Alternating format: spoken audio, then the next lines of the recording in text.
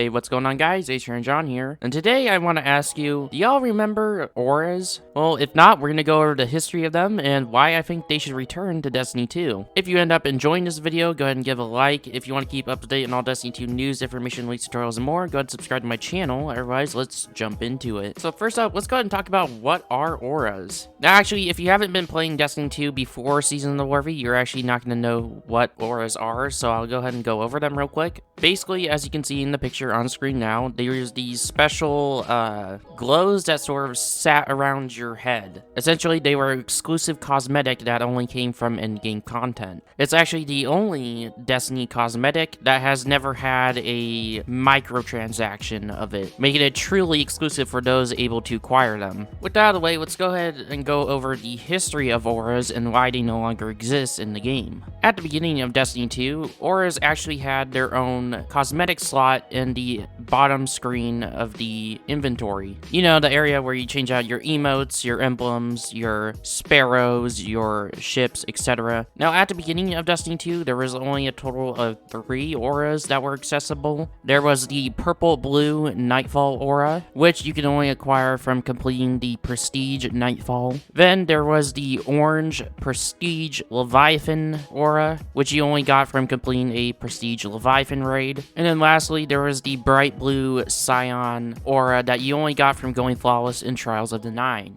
Now, actually, all the way up till Warmind, these auras, like I said before, had their own cosmetic slot. And so because of that, obviously, you can only equip one at a time. But the only thing that pretty much sucked about auras is the fact that they only lasted until, like, the next weekly reset during this vanilla period as well. Which kind of really sucked, because Prestige Leviathan, when it was brand new, as well as going flawless in Trials of the Nine, both of these activities were extremely difficult, despite the very casual nature that was of Destiny 2 vanilla. Anyways, fast forward to the Warmind expansion, Bungie decided to completely scrap the current Prestige Nightfall system and just make it so there's 3 different Nightfall strikes that are active at a time. However, you had a special Nightfall scorecard that you were able to change and add your own modifiers on, which would change the score multiplier for the strike. Also, in this update, they decided to completely scrap the aura slot and just make it so the auras are tied to certain emblems. They also increased the amount of time that you could have an aura from the next weekly reset to 2 weeks from when you acquired the aura. And this was like a really weird change at the time, because one of the main complaints with the auras was that they just didn't last long enough. They're a really cool thing that a lot of people liked, but only having it till the next weekly reset sucked. I also will add here is that during this time, they did change the requirements, because obviously they completely reworked the whole Nightfall system. So they changed the requirements for earning the Nightfall aura. Essentially what you had to do was earn a 100,000 score on a Nightfall. Also, one last thing I forgot to add here was the fact that Nightfall auras were the only permanent aura at the time. For some reason, the Trials of the Nine aura and the Prestige Leviathan aura were still timed for 2 weeks, which again was very odd and inconsistent. Another thing is, like in the picture I showed at the very beginning of the video, was also during this Warmind era, they added the guided games, which was matchmaking for raids. And if your clan happened to complete a guided games raid with someone, you all would earn the golden aura, which again, like the Leviathan and Trials of the Nine auras, only lasted 2 weeks. Then from the Warmind era, the next time we saw auras was during the Joker's Wild Annual Pass DLC, aka Season of the Drifter. And this was pretty interesting because it was different how we previously were earning auras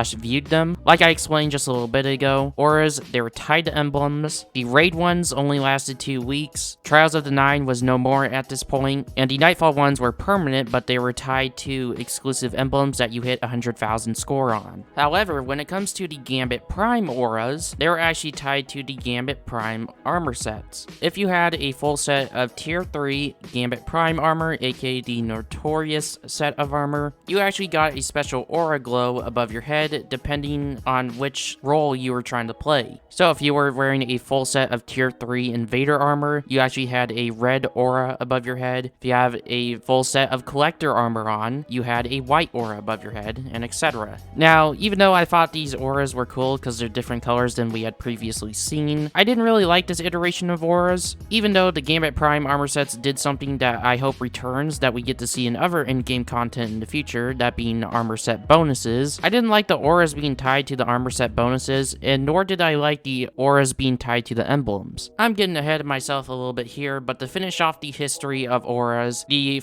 official death of them was, I think, during Season of the Worthy. Basically what they did is they changed up how emblem tracking works. If you don't know trackers on emblems, it needs to be a little bit different. There are certain trackers that are exclusive to certain emblems, and basically what Bungie did is they basically tore apart the emblems into trackers and made them their own things, and in the process, any aura tied to an emblem got killed. And then after that, and Beyond Light, the Gambit Prime armor got sunsetted. I guess technically you can still have the Gambit Prime auras, but you would essentially be using a full set of sunset armor. Actually, take that last bit of words with a grain of salt. I don't actually know if you can still have the Gambit Prime auras. I didn't keep my armor after Beyond Light, but Bungie may or may not have made the auras tied to the Gambit Prime set armor bonuses, and they removed those from the game, so I'm not entirely sure if the Gambit Prime auras are still in the game. But yeah, that brings us to the present day of Season of the Chosen, where auras are no longer existing in the game. And that makes me kind of sad, because like I said in the beginning, these were the truly only cosmetic that were not only cool looking, but they were exclusive to endgame content. I hope Bungie, when it comes to making master raids in the future, I hope they consider bringing auras back.